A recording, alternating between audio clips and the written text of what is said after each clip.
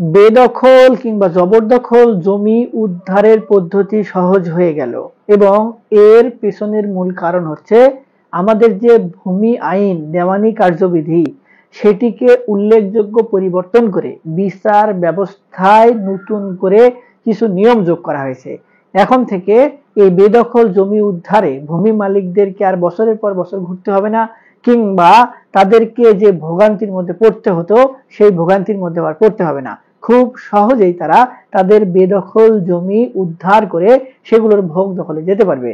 তো কোন পদ্ধতিতে এবং কিভাবে যাবে এবং এই পদ্ধতিটি কিভাবে কার্যকরী ভূমিকা পালন করবে, আজকের এই ভিডিওটিতে সেই সকল বিষয় নিয়ে বিস্তারিত আলোচনা করব।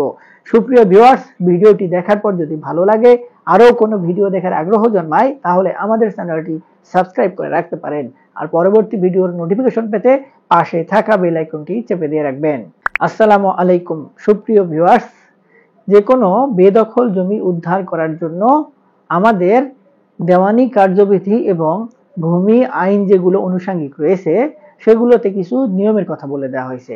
অর্থাৎ যদি কোনো ব্যক্তি জমির অবৈধ মালিক হয় তাহলে সেই সকল ব্যক্তিকে আপনি হুট করে লাঠির জোরে কিংবা জোরপূর্বক উচ্ছেদ করতে পারবেন না। যদি উচ্ছেদ করেন তাহলে ওই সকল ব্যক্তি যদি পরবর্তীতে আবার আদালতে দখল পুনরুদ্ধারের মামলা করে তাহলে বিষয়টা হবে আপনার দখল উচ্ছেদের মামলা করার দরকার, কিন্তু তারা করছে, এবং পরবর্তীতে আদালত তাদেরকে আবার তাদের সম্পত্তিগুলো যেগুলো জবরদখল করেছিল সেগুলোতে ভোগ দখল বুঝিয়ে দিচ্ছে এবং আপনি পড়ে যাচ্ছেন বিপদে, আপনি আপনার সম্পত্তির ভোগ দখল পাচ্ছেন না। এই পরিস্থিতি থেকে বাঁচতে অনেকেই আমরা আদালতে মামলা করি এবং আমাদের মালিকানাধীন সম্পত্তিগুলো উদ্ধার করতেও আমাদেরকে নানান ধরনের হয়রানির মধ্যে পড়তে হয়। অনেক সময় যুগের পর যুগ চলে গেলেও আমরা সম্পত্তিগুলোর ভোগ দখল আমাদের কাছে নিয়ে আসতে পারি না।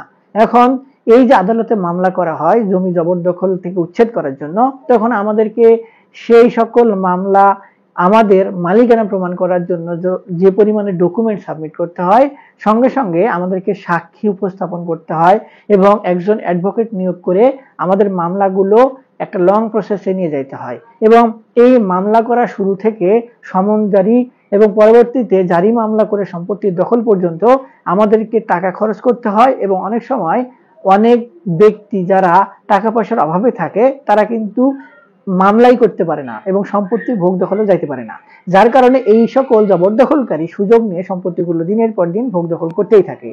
এই বিষয় নিয়ে আমরা কিছুদিন আগে দেখেছিলাম যে একটি আইন হয়েছিল, ভূমি অপরাধ প্রতিরোধ এবং প্রতিকার আইন। সেই আইনে স্পষ্টভাবে বলা হয়েছিল যে যদি কোনো ব্যক্তি সম্পত্তির মালিক হয় এবং তিনি যদি 10 বছর 50 বছর পর্যন্ত সম্পত্তির বেদখলে থাকেন তাহলে তাকে সম্পত্তির ভোগ দখল বুঝিয়ে দেওয়া হবে, তবে আইনগত পন্থা মেনে।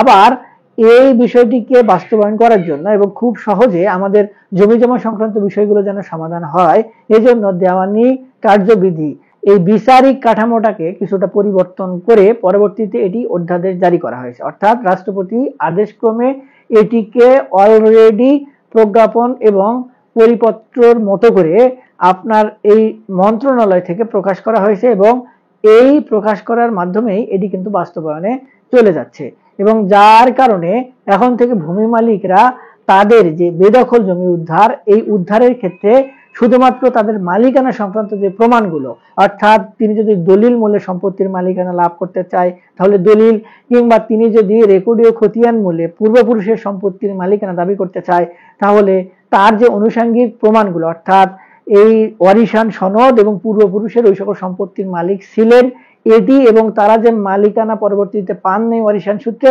এই বিষয়টিকে প্রমাণ করার জন্যই তারা আদালতে যখন মামলা করবেন তখন তাদের বিষয়গুলো খুব সহজভাবে দেখে নতুন সিদ্ধান্ত অনুযায়ী বিচার সালিশের মাধ্যমে তাদের সম্পত্তির ভোগ দখল তাদেরকে বুঝে দেওয়া হবে।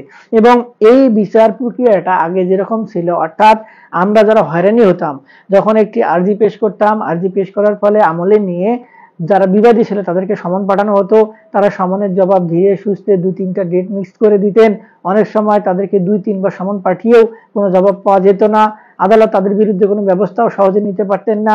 এই বিষয়গুলোকে একটু সার সংক্ষেপ করা হয়েছে এবং ওই যে সাক্ষী কিংবা বিবাদীদেরকে সমন পাঠানোর ব্যাপারটা এবং পরবর্তীতে আদালতে হাজিরা, এবং এক্ষেত্রে আপনি যে ব্যক্তি সম্পত্তি বেদখল রয়েছেন, আপনাকে যে সাক্ষী উপস্থাপন করতে হতো, আশেপাশের জমি জমার যারা মালিক তাদেরকে উপস্থাপন করতে হতো, তাদের হাতে পায়ে ধরতে হতো, এই বিষয়টিকে কোনোভাবেই আর প্রাধান্য দিচ্ছে না আদালত, এবং এই বিষয়টাকেই এখন বাতিল করে দেওয়ানি কার্যবিধি সংশোধন করে ফেলেছে।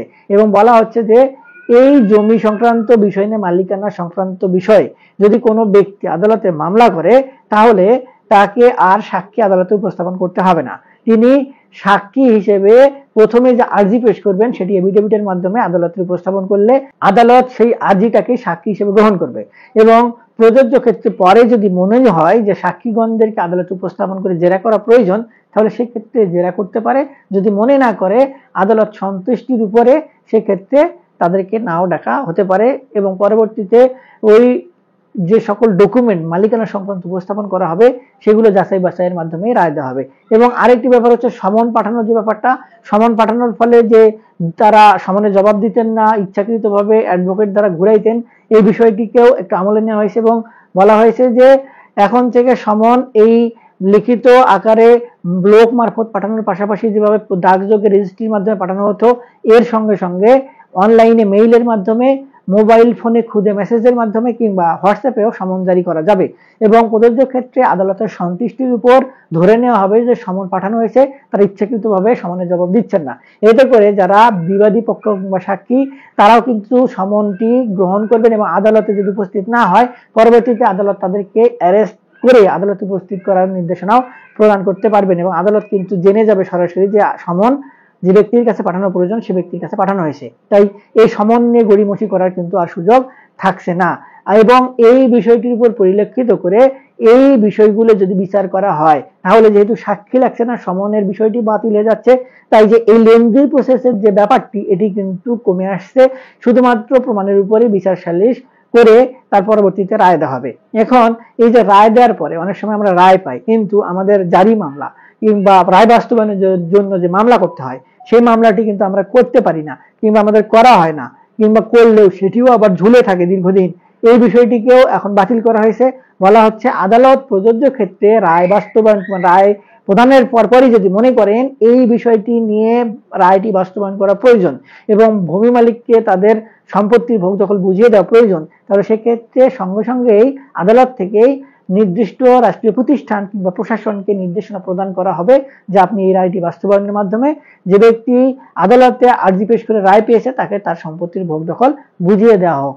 এবং যে সকল ব্যক্তি জবরদখল করে সম্পত্তির ভোগ দখলে রয়েছে, তারা যদি ভোগ দখল ছাড়তে না চায়, সেক্ষেত্রে আদালত এই দখল বুঝিয়ে দেওয়া পর্যন্ত এটি পর্যবেক্ষণে রাখবেন। প্রযোজ্য ক্ষেত্রে ওই জবরদখলকারীকে সর্বোচ্চ 7 বছর পর্যন্ত জেল জরিমানাও দিতে পারেন। অর্থাৎ আগে কিন্তু এই দেওয়ানি মামলার ক্ষেত্রে সাজার ব্যবস্থা তেমন একটা ছিল না, এই বিষয়টিকে এখন বাস্তবায়ন করা হচ্ছে এবং ভূমি অপরাধ প্রতিকার আইন অনুযায়ী এটিকে এখন বাস্তবায়নে রূপ দেওয়া হচ্ছে। এবং সেই সঙ্গে এই সকল ভুয়া দখলদারকে যে দখল করার কারণে 20,000 টাকা জরিমানার বিধান রাখা হয়েছিল, এখন সেটিকে বাড়িয়ে 50,000 টাকা পর্যন্ত উন্নীত করা হয়েছে। সুপ্রিয় ভিউয়ার্স, এই যে পদ্ধতিগত পরিবর্তন, এটি কিন্তু যখনই বাস্তবায়নের নির্দেশনা দিয়ে রাষ্ট্রপতি অর্ডিন্যান্স আকারে এটি প্রকাশ করেছেন এবং পরবর্তীতে সঙ্গে সঙ্গে কিন্তু এটি বাস্তবায়নের জন্য নির্দেশনা হিসেবে প্রকাশ পেয়েছে।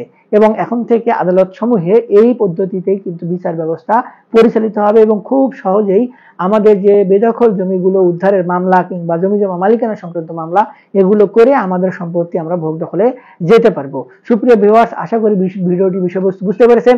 তারপরে যদি এই সংক্রান্ত বিষয় নিয়ে আপনাদের কোনো সহযোগিতা প্রয়োজন হয় কিংবা আপনারা আপনাদের সম্পত্তির ভোগ দখলে যেতে ইচ্ছা পোষণ করেন, আপনারা যদি যেতে না পারেন কিংবা কোন পদ্ধতি গ্রহণ করবেন, এই সংক্রান্ত যদি কোনো সহযোগিতার প্রয়োজন হয়, আমাদের সঙ্গে যোগাযোগ করতে পারেন। সেক্ষেত্রে আমাদের ভিডিও নিচে কমেন্ট বক্স রয়েছে, সেখানে কমেন্টস করবেন, আমরা আপনাদের সহযোগিতা কিংবা আপনাদের সঙ্গে যোগাযোগ করার চেষ্টা করব। আজকে এ পর্যন্তই, দেখা হবে সামনে নতুন কোনো ভিডিওতে। ততদিন পর্যন্ত ভালো থাকবেন, ধন্যবাদ।